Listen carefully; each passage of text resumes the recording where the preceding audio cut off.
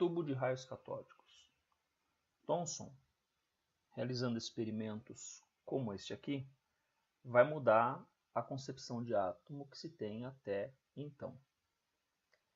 Esse aparelho é chamado de tubo de raios catódicos e ele é parecido, e foi daqui que surgiu, a tecnologia para as TVs antigas, aquelas TVs de tubo, onde você tem um canhão de elétrons e os elétrons colidem com a tela e essa cintilação, de vários elétrons colidindo é que vai formar a imagem.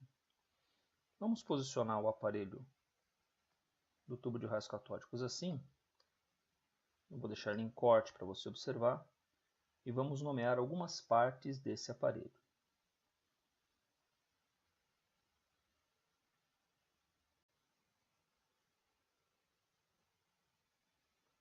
Essa região é chamada de cátodo. Ela é o polo negativo do aparelho.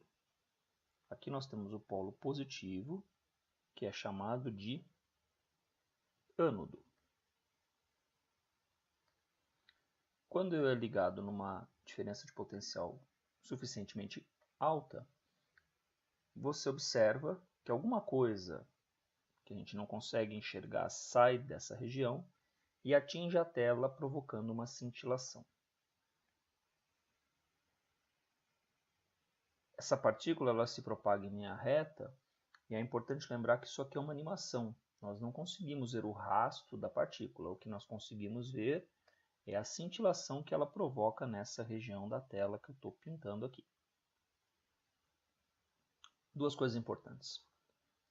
A massa do cátodo não varia com o experimento. Isso deu a pista de que as partículas que estão saindo, quaisquer que sejam, não são os próprios átomos. Outra pista importante. Se mudarmos o material do cátodo, usarmos cobre, ou usarmos ouro, por exemplo, ou outros metais, o resultado do experimento é o mesmo. Isso deu a pista de que existe algo que é comum a todos os tipos de átomos e que está saindo aqui. Ou seja, esses chamados raios catódicos são feitos de partículas menores que os átomos, certo? E não são os próprios átomos. Vamos então observar o aparelho em funcionamento. Repare que a gente percebe que tem algo saindo da região do cátodo porque aparece uma cintilação na tela. Você pode ver isso nessa posição. Se ligarmos uma carga positiva desse lado, repara só o que acontece.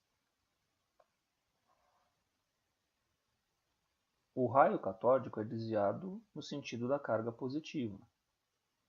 Isso deu a pista de que o raio catódico é alguma coisa de carga negativa. Eu posso inverter o sentido da carga. E se não tiver carga, ele se propaga em linha reta. Repare que ela desviou no sentido da carga positiva. Isso deu a pista que essa partícula que veio parar aqui tinha carga negativa. Uma outra experiência que era feita era colocar uma espécie de catavento no caminho dessa partícula. Quando a partícula vinha se deslocando, o que se observava quando o aparelho funcionava é que esse catavento entrava em rotação. Isso aqui deu a pista de que essa partícula tem massa. Então, o experimento do catavento nos deu a pista de que a partícula tem massa. Esse experimento de desviar para o lado positivo nos deu a pista que essa partícula tem uma carga negativa. Thomson foi capaz de calcular a relação entre a carga da partícula e a sua massa.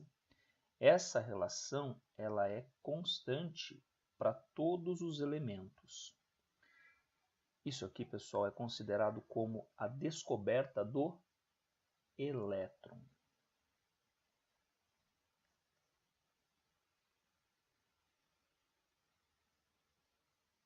Resumindo, a experiência de Thomson mostrou que os átomos são feitos de partículas ainda menores, que ele chamou de elétrons. Os raios catódicos, eles se propagam em linha reta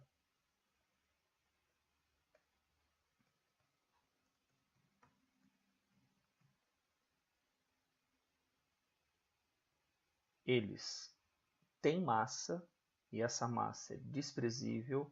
Lembre-se que a massa do cátodo ela não varia no decorrer do experimento.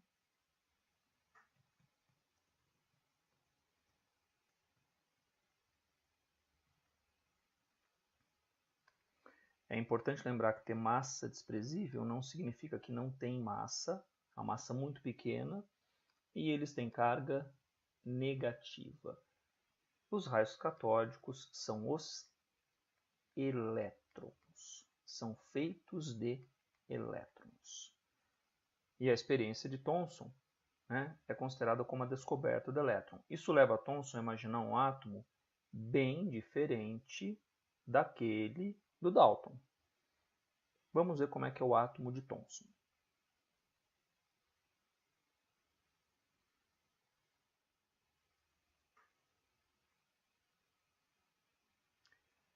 Antes de ver o átomo de Thomson, vamos observar a viagem do elétron.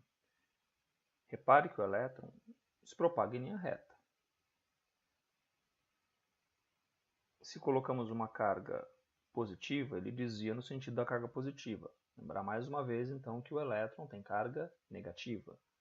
Se eu mudar a carga de posição, muda o sentido para o qual ele se desloca, e se eu não colocar carga, o elétron não sofre desvio. A descoberta do elétron levou Thomson a imaginar um átomo diferente do átomo do Dalton. O átomo ainda é uma esfera, repara, mas não é mais uma esfera maciça. Você vai viajar comigo dentro do átomo de Thomson. Olha, você está dentro do átomo de Thomson. Não vai ficar tonto, hein? Muito bem. Isso aqui é porque está muito perto, hein? Se eu coloco mais para trás, fica menor de tamanho. Ó. É aquela história do ambiente sem 3 dimensões. Muito bem. Thomson usa a expressão cloud, que significa nuvem. Então ele imagina o átomo como uma nuvem esférica, certo? Dentro da qual estão os elétrons neutralizando a carga positiva. Então essa nuvem é um fluido positivo que era neutralizado pelos elétrons que tinham carga negativa. Esse modelo, onde temos um fluido positivo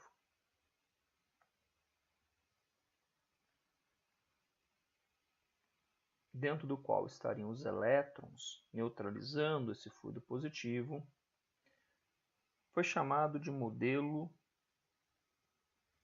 do pudim de passas. Calçada, por que você está colocando entre aspas? Pudim de passas, para nós aqui do Brasil, é algo um pouco complicado. Seria melhor talvez pensar numa bola de sorvete de flocos, ou algo do tipo. Um pudim de passas não é esférico, mesmo um panetone, que às vezes costumam chamar, também não é esférico. Né? E o átomo do Thomson ele fala numa nuvem esférica, né? De carga positiva, dentro da qual estariam os elétrons, neutralizando essa carga positiva. A partir do modelo do Thomson, é possível explicar a formação dos íons. Se diminuímos a quantidade de elétrons, sobra carga positiva. E se acrescentamos elétrons, sobra carga negativa. Falaremos disso mais tarde.